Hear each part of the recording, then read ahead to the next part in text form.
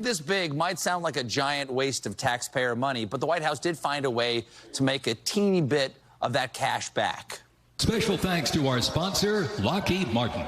Special thanks to our sponsor, UFC. Special thanks to our sponsor, Coinbase. Now, some people have said that's in bad taste, but remember, our military has always had sponsorships. Who can forget FDR's speech after Pearl Harbor? December 7th, 1941, a date that is brought to you by Farmers Insurance.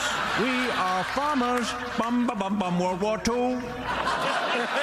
Yeah. Good folks at Farmers. Very good folks at Farmers. That's not how I quite remember it, but well done there by the folks at Stephen Colbert. So the parade, the military parade, was not the only event this past Saturday, as more than 5 million people took part in the No Kings rallies also this past weekend, according to organizers of that protest movement. That coincided with the aforementioned military parade in Washington, D.C., which celebrated the 250th anniversary of the U.S. Army and just so happened to fall on President Trump's birthday. Joining us now, MSNBC political analyst Edgar Dardis. He is publisher of the newsletter The Ink, available on Substack, and is out with a new piece titled "A Bad Parade is a Good Sign." Also with us, Pulitzer Prize-winning columnist and MSNBC political analyst Eugene Robinson. Our thanks to you both for being with us. We'll start here and with you. We were talking about how Saturday really felt like a heavy day. We all woke up to the news of the terrible violence in Minnesota. Those lawmakers killed, fear that, warnings that the suspect was still at large, fears that some of these protests could turn violent. They did not, outside of a few very minor exceptions. And I know you were focused on what happened in Washington with the military parade. There were a lot of concern about the images that President Trump was trying to create there, in addition to beyond the perhaps taxpayer expenditures. But you found comforting the crowd just didn't show up. They didn't. It was a flaccid and sad parade.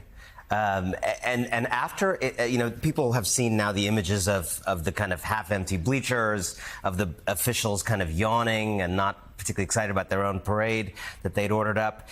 Look, Donald Trump tried to use the United States Armed Forces as a birthday party rental company, right? He tried to throw himself a birthday using the United States Armed Forces. And what's so interesting, there were these memes that started doing the rounds of these pictures from the parade, pictures like what you're seeing, but also the actual marching, juxtaposed with pictures of military parades of the kind we know Trump likes. The kind of North Korean, Chinese, marching in lockstep, thousands of people in these like square formations, the kicking going up and down, the arms going up and down. We know that's what he wanted. And in the United States of America, he was not able to get it despite his power and being the commander-in-chief. And so I started to think about why for this piece. And it strikes me that it's good to be bad at certain things. And throwing a lockstep military parade is not something we're going to be good at in this country because we are free in our bones. This is the country of jazz, not people marching in lockstep. I think this is the country not of North Korean unity, but Korean tacos, where lots of things mix in one: Mexican food, North Carolina food, Korean food. This is not the kind of country that is very good at doing what North Korea is so gifted at, and I'm very grateful for that. Yeah, Eugene Robinson, certainly no one suggesting the Army shouldn't be celebrated on its birthday, but we had so many ex-military officers, generals, and the like say, on its point, these military parades, that's not quite our thing. No, it's not our thing, and it is good that it's not our thing. The military parade was a history lesson, starting with the Continental Army, the Revolutionary War. It was American in that sort of freedom in our bones way, and I actually thought it was it was not a very exciting parade, but that was indeed a good thing. The split screen is what I thought was so fascinating, because you had on the one hand the military parade there was no goose stepping, none of that, and then you had 5 million people in demonstrations around the country against what President Trump is doing.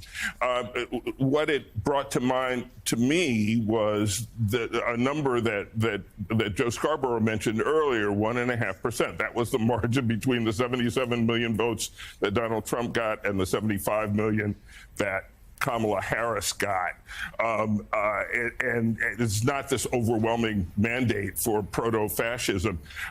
Annan, talk about that. Talk about what you saw on Saturday with the split-screen images. You're right. It was a tale of two gatherings, right? You had this attempt to make us something we are not, and in Donald Trump's birthday party military parade. And then you had these No Kings rallies. It wasn't in one city or two cities or 10 cities. It was in hundreds and hundreds, more than I think 2,000 locations, separate organized events, millions of people. I saw in the New York Times this morning, possibly the largest single day of protest in American history. One of Donald Trump's legacies is causing that record to be broken multiple times. And what you saw there, I think, and I've been talking to people who themselves are part of this growing movement, who feel like courage is contagious and it's growing with each successive demonstration of force. There were people in January who were not sure if they wanted to be in it. Maybe I'm not so political. Maybe I don't really know. I've never been to a protest before. Maybe I feel scared. And then February comes along. And then March comes along. And courage is growing. And you're seeing people who were a little bit scared to go to the hands-off rally a couple months ago, now going to this one. And you're seeing people bring a neighbor, bring a friend. And what you're seeing is people refusing to be ruled. And by the way, Republicans in this country, just regular people, Republicans, don't like to be ruled, don't like to be lorded over, don't like chaos brought into their life, to their 401k, to their VA benefits, just because an unhinged wannabe autocrat is trying to use his office to get rich. So, David French, I'm curious your thoughts about the military parade. I mean, my feeling is, of course, we want to always salute our men and women in uniform. My guess is, serving in a district that had more military retirees than any other district in America, my guess is they would say, you know what, use that money to help with VA benefits. Use that money to strengthen the VA instead of gutting the VA. Use that money keeping military retirees in their positions in the federal government instead of firing them after 20 years of honorable service to the United States of America. Use that money on military retirees and vets' health care.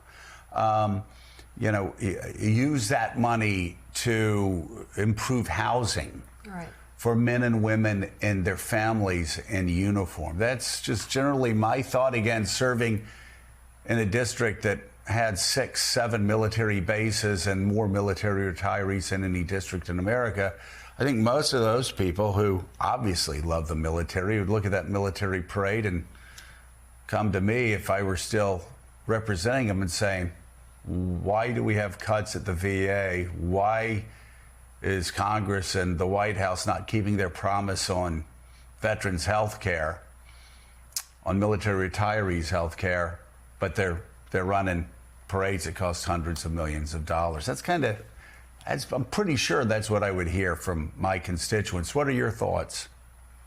You know, I think Americans broadly don't mind a celebration of the Army. Of course, the cost has to be reasonable. It can't be too much. But I don't think Americans mind a celebration of the Army at 250 years. It's a long record of courage and sacrifice and service that have helped make the American experiment possible in the first place.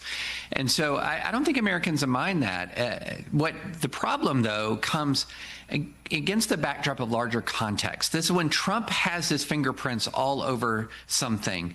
It's importing a lot of larger context. And so it's one thing to have a 250-year celebration in the United States Army. It's another thing to have it right in the midst of a potentially illegal deployment of the Army to Los Angeles.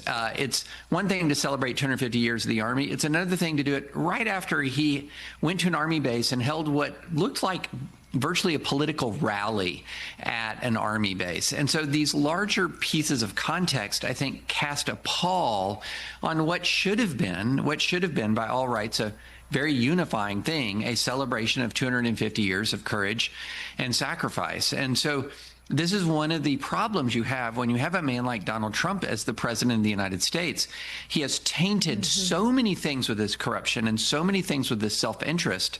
It's very hard to pull any one thing out and say, hey, look, this is purely a unifying American moment. And that is what is such a shame about this era. You know, and I will say, following up on the Fort Bragg speech that David brought up, if you talk the military, the retired military men and women that I spoke to over the past week or so, actually didn't love the idea of the military parade. They wanted, again, spend that money on people in the Army, spend that money on their quality of life, spend that money on readiness.